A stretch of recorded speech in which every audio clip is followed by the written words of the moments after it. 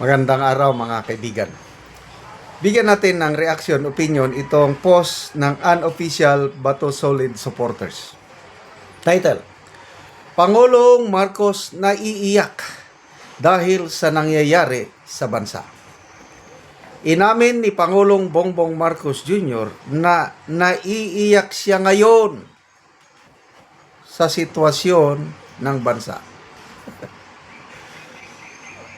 Ayon kasi sa kanya ay hindi niya matanggap na hanggang ngayon ay nakikita niya na nagdurusa at nahihirapan ang kanyang mga pinagsisilbihang mga Pilipino. Kakatawa naman ito. Sabi niya, "Yes, I'm very upset." Tugon ni Marcos matapos siyang tanungin kung siya ba ay naiiyak. No? Ano ba ito? Yes and no. No, because I see people having a hard time and they don't deserve it. Mabuti kung masamang tao yan. Dapat parusahan. Hindi naman. I don't know kung ngayon niya sinabi itong panahon ng krisis sa langis or nung nauna pa. Binabasa ko lang ito. Pasensya. Mayroong house construction malapit sa akin. Hindi ko sila pwedeng patigilin. Maingay. Title sa post: Pangulong Marcos naluha pag naiisip ang mga paghihirap ng mga Pilipino. Tingnan natin ang reaksyon ng taong bayan. 41,000 ang nag-react. 37,000 ang tumatawa. 1,300 ang galit, 1,700 lang ang nag-like sa kanyang pag-iyak. So halos 95% tinatawanan lang, hindi naniniwala sa sinseridad ng Pangulo sa pag-iyak.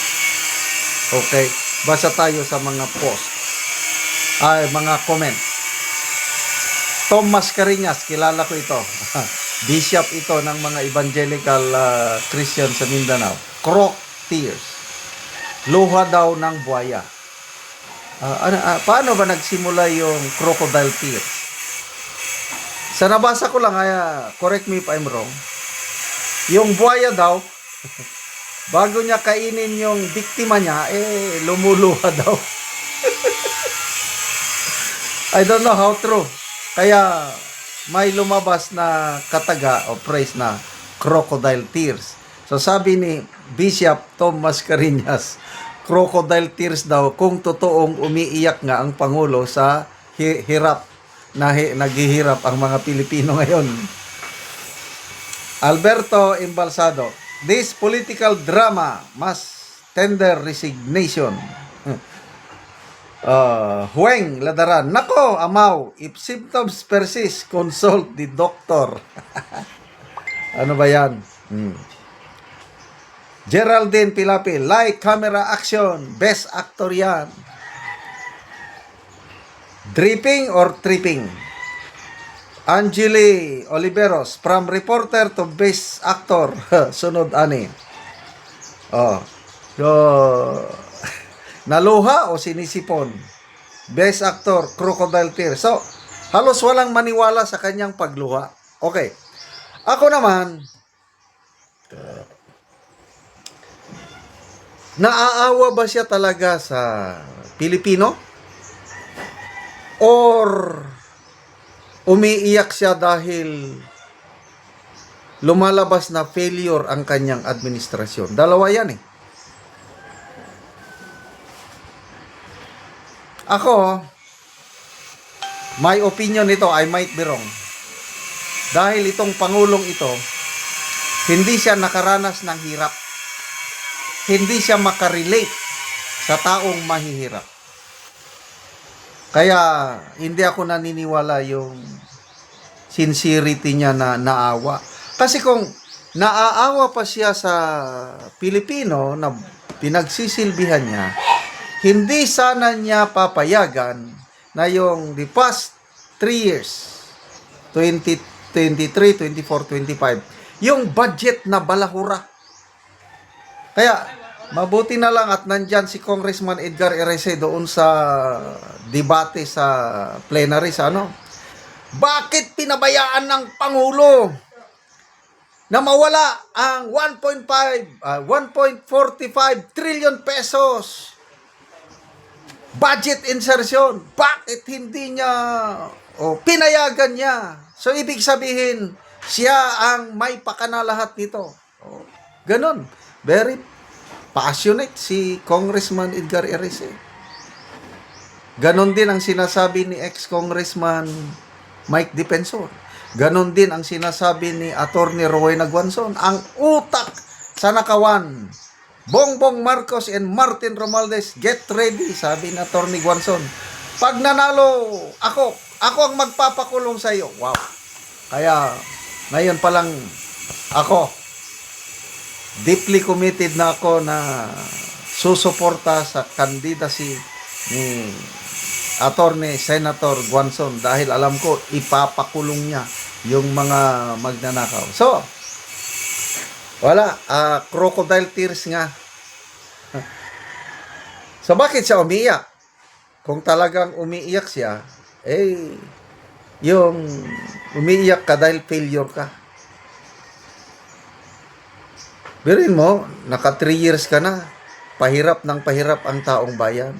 So, ang kanyang pag-iyak is toward sa kanya, bakit ba ako nagkakaganito? Baka kinakausap na naman niya ang ghost. Diba sabi niya, kinakausap niya ang tatay niya. At I don't know, anong pinag-uusapan? Kaya bang nag-uusap sila, kaya umiiyak. So, wala na akong masahan. Nawalang ako sa ating kababayan. Kasi, sa aming mag-asawa, pamilya ko, at least, meron akong pensyon. Ako nga may pensyon, nahihirapan na. Nung lumabas ako kagabi na nagpagupit, hindi na ako gumamit ng sakyanan, naglakad lang. Malayo-layo rin. Naglakad lang ako. Kasi nararamdam ko, birin mo yan. 100% pagtaas ng ano. Say how much more yung ordinary wage worker. 300, 400 per day, talagang hirap na hirap. Wala na akong asahan sa gobyerno ito. Salamat mga kaibigan sa inyong pagsubaybay sa channel na ito. Nakakatulong kayo ng malaki sa tribong Talandig ng Bukidnon dahil ang income natin sa channel is pantulong po sa tribo. Namimigay tayo ng libreng yero at pako para makapagpatayo sila ng mas maayos na tirahan. Panoorin nyo ang video na ito. So si ate, gibutang na lang na diha. So mo na among gihatag nga yero. So dili niya mapasan tungod kay bugat. So ate, unsay imong masulti nga natagaan kag yero? Salamat kaayo sa naghatag. Merry Christmas. Then, more blessings pa. Ate. So mo niyang kahimtang ni ate diri sa iyang abuhan. So kung ulan, tuluan na gid kaayo. So mo niyang kusina ni ate. So si ate basta siya ka balo. Single mom, wala So kuan na gid kaayo. araw-araw rata. Out na gid kayo ang kuan ni ate. So kuan na kayo ang kuan sulod ni ate oh. Sulod gid kayo si ate. Sa tiyan sa imong masulti nga natagaan man gid kag yero, makapuli na gid ka kay daot naman dai imong kuan himan nga yero. Salamat ya ako na siya mapulihan ug di na ko tuluan. O so di nakatuluan ate. So pila na imong edad te? 48. So nakay banante? Wala. So balo ka pila na ka year ate nga Single mom ka. So si ate single mom di ay dili di siya balo so single mom. So pila ka buki imong anak te? Duha. So duha imong anak. So nag-eskwela pa sila te? O eskwela elementary o senior high. So unsa na lang ang yung panginabuhian te? Kanira tindahan So ginagmay lang. araw-araw. So si ate nagnegosyo og ginagmay lang aron lang makabuhi sa iyang anak kay siya usa ka siya ka single mom. Pila na ka year ate nga na single mom ka? Kuan na 11 years. So Dili. 12 years. Kay So 12 man ang 12 years ginamura. na. So dako kayong pasalamat ate. So Merry Christmas, Pasko pag yun. So naantagaan yun kag Yero. Timing kayo Christmas. Salamat kaayo. Kaya ilang tuluan. Sige ate, God bless gid kayo ate. Makapuli na gid ka sa imong balay o Yero. Salamat Sige kayo ate, sa salamat sponsor. po. Salamat sa donation.